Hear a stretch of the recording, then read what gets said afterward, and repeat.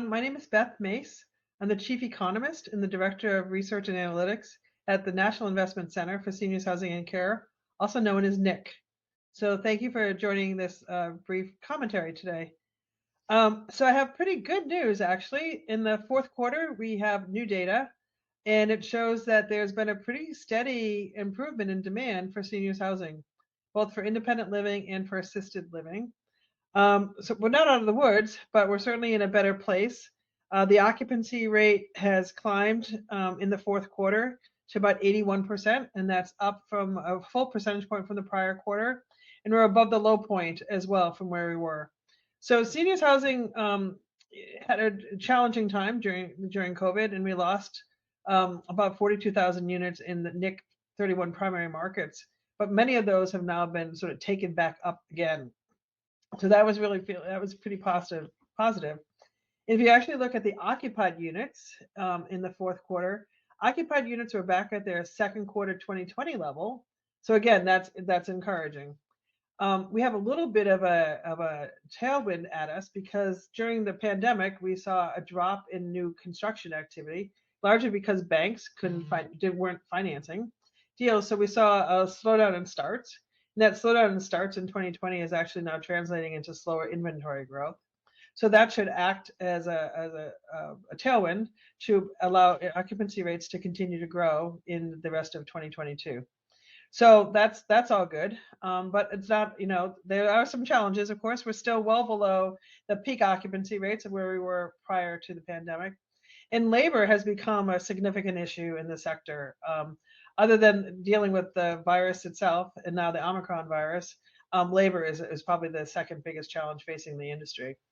That said, before I continue on labor, I do want to do a significant shout out for all those operators and care providers that have been helping our residents in seniors housing now since, forever, but with the pandemic since March of 2020. And it's pretty amazing how agile the industry has been to respond to all the different challenges, from no PPE at the beginning to implementing the vaccines, and now, of course, with Omicron.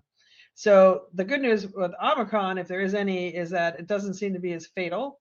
So while people are getting infected with the COVID, it doesn't seem to be leading to the same disastrous ending points with people dying from it.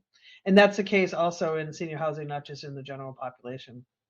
But with regard to labor, at the national level, the unemployment rate fell to 3.9% in December. And that's indicative of the challenges really we're having finding workers, not just for our sector, but across the area. The BLS JOLTS data show that the quits rate was 3% in November, and that's the highest it's ever been. So there's been a change in how workers are sort of thinking about their jobs. You've heard the phrase "the Great Resignation," and that seems to be, affecting the attitude of workers and which types of jobs they want to work in. For the seniors housing industry, it's particularly challenging because a lot of women work in our industry, and with childcare challenges associated with COVID, they've been challenged to come back to work and work. And now with Omicron, we see staff shortages everywhere. I was at the store yesterday. There was like one person to do checkout because everybody's sick. So that's a big challenge. But the industry has, come up with some pretty interesting ideas of how to address labor challenges, from working with, customizing programs and work patterns for individual people to creating long-term career paths. I think we've learned really that culture is really, really important in our industry, and creating a place where people want to work. And in our industry, it's actually easier to get people to want to work where we are because you're interacting with people so much.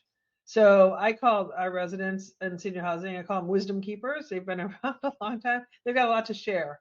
And as a younger person, or as a woman as well, to be able to get the wisdom and to share that knowledge and create friendships with older people is kind of a perk that you wouldn't necessarily find in some of the other industries. So I think we continue to be challenged by labor. We continue to be challenged by building census and growing occupancy. But ultimately, I think we're on the path of recovery. So feeling pretty good about that. And with that, I think that's a good summary of where we are today. And thank you for listening.